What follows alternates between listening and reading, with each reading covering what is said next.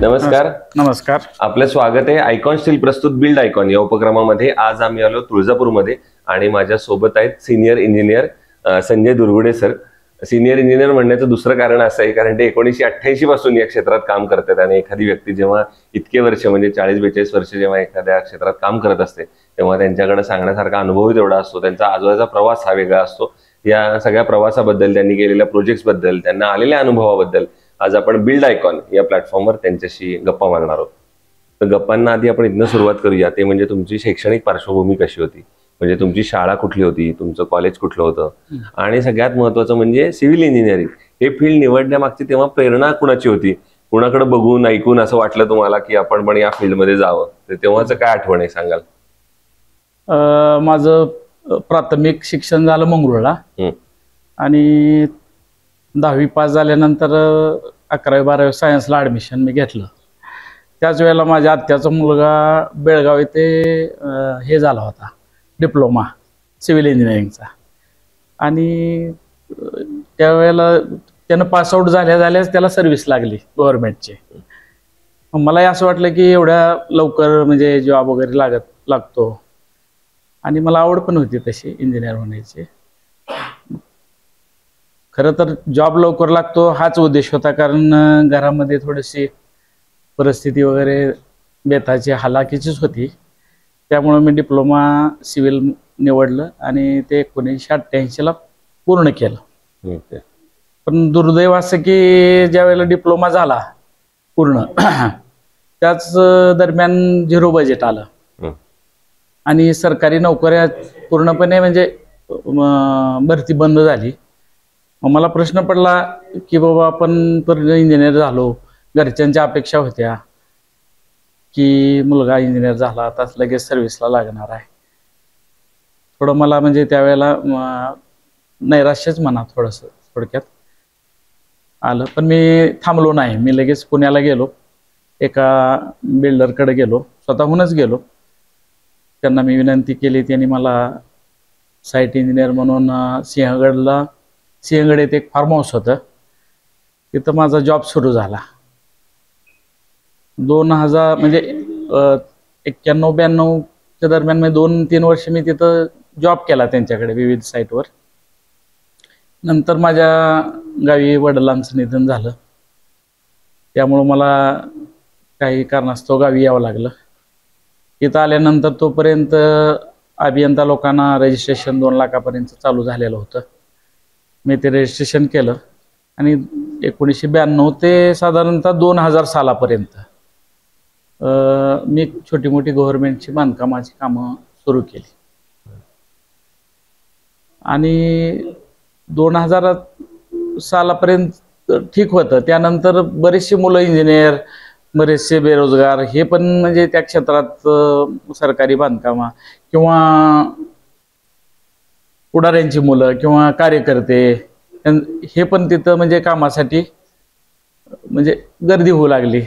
तिथलंही स्वरूप हळूहळू बदलायला लागल्यामुळं मी असा निर्णय घेतला की आपला तर डिप्लोमा झालेला आहे, मग आपणच स्वतःच लोकांची घरं बांधून देणं किंवा इतर कामं करणं हे मला थोडंसं वाटलं आणि मी चालू केलं. पहिलं काम माझं असं, एक मिलिटरीमॅन होते, त्यांनी मला कॉन्टॅक्ट केला आणि मला असं सांगितले बाबा माझं घर बांधायचं आहे, मी इथं नसतो, मी ड्युटीला गेल्यानंतर 7-8-9 महिन्यानेच येणार आहे, त्याची काय कॉस्ट होईल ते होईल, तुम्ही मला घर बांधून द्या. त्याप्रमाणे मी ॲग्रीमेंट केलं, प्लॅन काढला, त्यांना दाखवला, साईन केल्या, त्यांनी मला पैसे दिले आणि ते काम 5-6 महिन्यामध्ये मी पूर्ण केलं. मग एक काम केल्यानंतर हळूहळू असं याचं काम झालं, नंतर दुसरं असं. त्यावेळेला असं RCC कामाचा एवढा हे नव्हता, म्हणजे RCC बांधकामं करणे, हे करणे, एवढे पैसे खर्च करणे घराला, असं ग्रामीण भागामध्ये किंवा आमच्या भागामध्ये अशी मानसिकता नव्हती की म्हणजे घरासाठी खर्च करणं हे जवळपास त्यांची मानसिकता नसायची. थोडंसं आपण त्यांना कॉन्टॅक्ट करून किंवा आपण माहिती देऊन किंवा ज्यांना बांधायचं त्यांनी आपल्याला कॉन्टॅक्ट करून हा व्यवसाय मी चालू केला. सुदैवानं मीच इंजिनियर आणि मीच कॉन्ट्रॅक्टर असा प्रवास माझा होता. त्यामुळं बऱ्यापैकी त्यावेळेला मजुरांची पण उपलब्धता खूप होती. की तसं तर म्हणजे एवढं कुशल कामगार मिळायचे नाहीत, पण लेबर वर्क करणारे अकुशल लोक कामगार म्हणजे भरपूर असायचे. परंतु पुण्याला थोडासा 3-4 वर्षाचा अनुभव, अधिक शिक्षण, ह्या गोष्टीमुळं मला बऱ्यापैकी त्या भागात काम करण्यासाठी संधी पण मिळाली आणि मला ते करता पण आलं. म्हणजे हा फारच तसा एका अर्थानं म्हटलं तर खडतर प्रवास होता, पण तो तितकाच यशस्वी पण होता.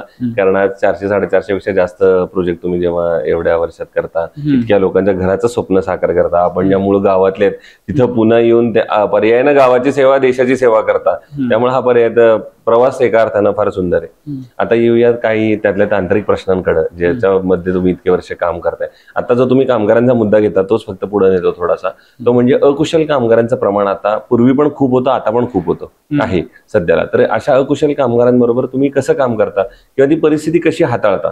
कारण त्यांना जर एखादी महत्वाची जबाबदारी दिली तर कदाचित साईटवर धोका सुद्धा संभवू शकतो. तर तुम्ही कसं हाताळता ते मग अकुशल कामगार? नाही, आता हे जी थोडी पिढी आहे 2000 म्हणजे सालानंतरची जी कामावर म्हणजे येत आहे कामाला, ते मूळतः हुशार पण आहे. बाकीच्या गोष्टीचा जरा थोडा विषय सोडला तर त्यांना समजतं लवकर, म्हणजे काय सांगितलं काय नाही लवकर ते आत्मसात करतात. परंतु धोका असा आहे की मनानं काय गोष्टी करणं, बरीच म्हणजे थोड्याशा अनुभवानं किंवा थोडंसं तंत्रज्ञान माहीत असणं किंवा थोडंसं ऐकून मनाचं जास्त करणं हा प्रकार थोडासा अकुशल कामगारांमध्ये आहे. त्यावर लक्ष देणं म्हणजे कामामध्ये काही गंभीर चुका करणं, सळीचं प्रमाण म्हणजे स्टीलचं प्रमाण किंवा सिमेंटचं प्रमाण किंवा प्रॉपर वळिंब्यात कामं, दोरीत कामं म्हणजे जे आपण लाईनमध्ये कामं हे करण्याबद्दल आपल्याला त्यांच्याकडे लक्ष द्यावं लागतं. अन्यथा अलीकडची पिढी म्हणजे अलीकडच्या काळामधले जे कामगार आहेत ते एकदा सांगितल्यानंतर समजून घेण्या इतपत म्हणजे कॅपेबल आहेत. दुसरं, तुम्ही पूर्वी जेव्हा कामाला सुरुवात केली असेल तेव्हा कदाचित पहिला प्लॅन हा कागद आणि पेन्सिल घेऊन काढला असेल, आणि आताचा प्लॅन जर तुम्ही बघितला तर तो एकदम सॉफ्टवेअरच्या मदतीनं कॉम्प्युटरवर काही मिनिटांमध्ये काही तासांमध्ये पण बनत असेल. तर त्या प्लॅन म्हणजे आपण रचना किंवा आराखडा ज्याला म्हणतो त्याच्यावर तुम्ही कसं काम करता आणि त्याला महत्व कसं किती देता तुम्ही? आता तुम्ही म्हणल्यासारखंच पहिल्यांदा प्लॅन हा मी म्हणजे ड्रॉइंग पेपरवर करून त्याला हे, आणि त्याच्यामध्ये डिझाईनचा भाग हा कमी असायचा त्यावेळेला. म्हणजे बिल्डिंग कशी, एलिव्हेशन कसं असावं हे, कारण मूळ तर लोकच म्हणजे घर बांधणारालाच हे होते म्हणजे एवढे पॉझिटिव्ह नसायचे. आणि एखाद्यानं बांधलं तर बाबा स्लॅबचं घर आहे ह्याच्या पलीकडे त्यांचं म्हणजे समाधान नसायचं म्हणजे. परंतु त्यानंतर बरेच चेंजेस झाले, पुन्हा वास्तुशास्त्र आलं, बऱ्याच गोष्टी आम्ही पहिल्यांदा जे प्लॅन केलेले आहेत सगळे किंवा बांधलेले आहेत त्याच्यामध्ये हा भाग नसायचा. कुठेही बाथरूम, कुठेही म्हणजे त्या स्क्वेअर फुटामध्ये किचन कुठेही सोयीनं, हा दरवाजा सोयीचा असेल तर तिकडं असं तसं असायचं. पण अलीकडच्या काळामध्ये सर्वच गोष्टीचा विचार करावा लागतो की घराची दिशा, वास्तुशास्त्र, परत त्यांच्या एंट्रीज, परत घराचं एलिव्हेशन, 3D सर्व गोष्टीचा विचार करून आता बऱ्याच डिमांड आहेत. म्हणजे कोण म्हणजे घरमालक असेल किंवा बांधून घेणार असेल तर त्याच्या खूप कल्पना आहेत की ज्या इंजिनिअरच्या सुद्धा म्हणजे पलीकडे आहेत, की यूट्यूबवर बघून किंवा कोणाचं तर घर बघून सोलापूरला गेले, पुण्याला गेले, तिथला बंगला आवडला किंवा एखादं घर आवडलं तर त्याचे फोटो काढून तशा पद्धतीचं मला हवं आहे किंवा त्यापेक्षा बी थोडं चांगलं पाहिजे असे आता म्हणजे रिक्वायरमेंट खूप आहे. कारण आता लोकांकडे पैसा पण आहे आणि लक्झरियस टाईप घर पाहिजे,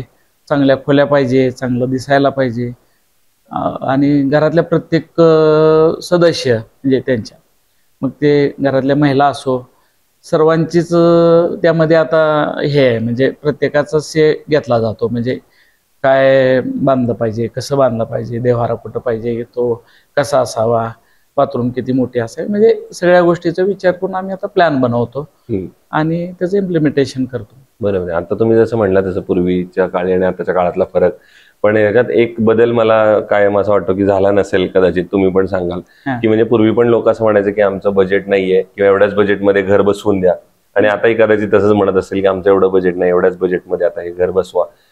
तर एक इंजिनियर म्हणून तुम्हाला काय वाटतं की जेव्हा तुम्हाला एक दर्जेदार बांधकाम करायचं असतं ते दीर्घायुष्य टिकेल असं, आणि जेव्हा कस्टमर तर सांगतो की जरा थोडं कमी बजेट आहे, तर अशा वेळेला बजेट आणि दर्जा या दोन्हीचा मग समतोल तुम्ही कसा साधता अशा वेळेला? आता स्पेशली मी जे कामं करतो ते बहुतांशी कामं ग्रामीण भागातच मी म्हणजे करीत आलोय, आणि ग्रामीण भाग म्हणलं की अजूनही तीच मानसिकता आहे की घरासाठी जास्त खर्च न करणे. त्यात ती परिस्थिती तर बेताचीच असते. एक घर बांधण्याची इच्छा हीच प्रबळ असते, त्याला जोड एखाद्याकडेच पैशाची असते, बाकी सर्वांकडेच बऱ्यापैकी लोकांकडं जेमतेम बजेट किंवा असं हे असतं.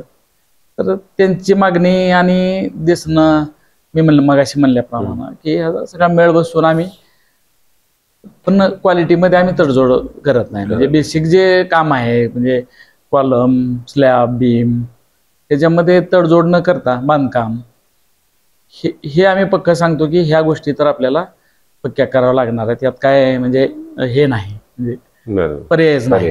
हा, आता तुमचा दुसरा जो खर्च आहे बाबा की तुम्हाला जे दिसावं असं वाटतं किंवा असं पाहिजे तसं पाहिजे, याच्यामध्ये तुम्ही थोडीशी तडजोड करून तुमच्या बजेटमध्ये बसवून घ्या असं सांगितल्यानंतर लोक पण म्हणतात आम्हाला मजबूतच करून द्या किंवा मजबूतच करा, मजबूत प्लॅन करा, त्याप्रमाणे काम पूर्ण होतं. बरोबर.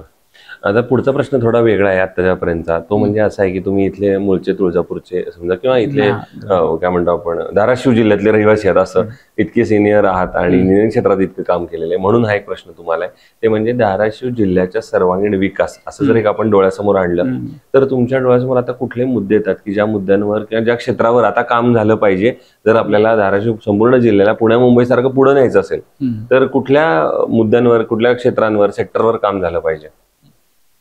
आता तसं पाहिलं तर हा जिल्हाच मागास भागात मोडतो, आणि फक्त घर बांधून होत नाही किंवा ते घर बांधले म्हणजे विकास झाला असा पण काय म्हणजे विषय येत नाही. तर या भागामध्ये उद्योग आले पाहिजे, जेणेकरून तिथे एम्प्लॉईज काम मिळालं तर लोकांचं म्हणजे इथं राहण्याची मानसिकता झाली पाहिजे. अन्यथा काय होतं की जवळपास या जिल्ह्यामध्ये माझ्या पाहण्यातून किंवा निरीक्षणातून की 70-80% मुलं हे शहराकडे जातात, म्हणजे शिक्षण झालं की कुठं नोकरी करायची, पुण्याला किंवा मुंबई, पुणे असं मेट्रो सिटीमध्ये जाऊन तिकडं जॉब करतात. जर तो जॉब जर इथं म्हणजे त्यांना उपलब्ध झाला तर ते इथंच राहून मग इथं राहिले तर ते सगळं आपल्या जे हे आहे त्यांचं स्वतःची स्वप्न आहेत, घर बांधणे किंवा ऑफिस थाटणे किंवा व्यवसाय चालू करणे, हे सगळ्या गोष्टी जर इथं चालू झाल्या तर मला वाटतं की सर्वच गोष्टीचा विकास, म्हणजे एका घर बांधण्याचाच विषय नाही तर प्रत्येक गोष्टीचा विकास चालू झाला तर ह्या भागाचा विकास तर होईलच, आणि आपोआपच म्हणजे बांधकाम क्षेत्राचं सुद्धा वाढ होईल बांधकाम क्षेत्रामध्ये असं मला वाटतं. पण मग हे सगळं करताना सरकारकडनं काय अपेक्षा आहे असं तुम्हाला वाटतं, किंवा सरकारनं काय पावलं उचलली पाहिजेत? सरकारनं एकतर ज्याप्रमाणे आता इथं असं आहे की इंजिनिअरिंग कॉलेजेस, पॉलिटेक्निक कॉलेजेस किंवा आता इतर क्षेत्राचे इतर फॅकल्टीचे पण कोर्सेस बऱ्या प्रमाणात आलेले आहेत, पण त्याप्रमाणे इथं रोजगार उपलब्ध होत नाही. तो रोजगार उपलब्ध होणं खूप गरजेचं आहे, आणि एकदा रोजगार उपलब्ध जर आपल्या स्थानिक ठिकाणी मिळाला तर आपोआपच सर्वांचा, मग समजा मीच पुण्याहून इथं आलो आणि थोडासा व्यवसाय चालू केला तर आता ह्या तुम्ही म्हणता एवढ्या काळामध्ये मी बऱ्याच जणाला काम देऊ शकलो, म्हणजे मग तो पाणी मारणं असेल, मिस्त्री असेल, बांधकामवाला असेल, सेंटरिंगवाला असेल, ह्या सर्वांना माझ्या हातून म्हणजे कुठं ना कुठं काम मिळत गेलं.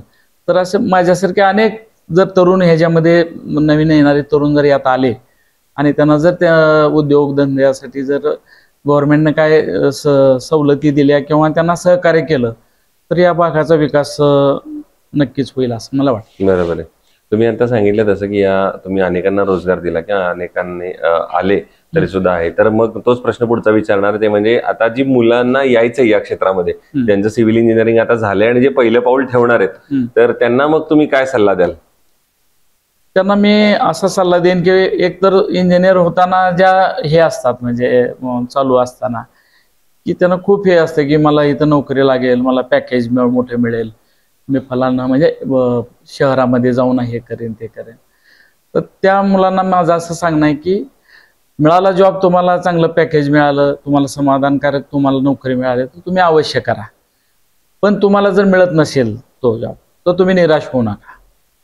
तुम्ही प्लॅन काढा, तुम्ही सुपरविजन करा. बांधकाम क्षेत्रात तुमच्याकडे थोडाफार पैसा असेल तर स्वतःची जागा घेऊन जमीन डेव्हलप करून त्याच्यामध्ये बिल्डिंग म्हणजे कन्स्ट्रक्शन उभा करून त्याची खरेदी विक्री करा. आणि खेडोपाडी अजून खूप मोठा स्कोप आहे.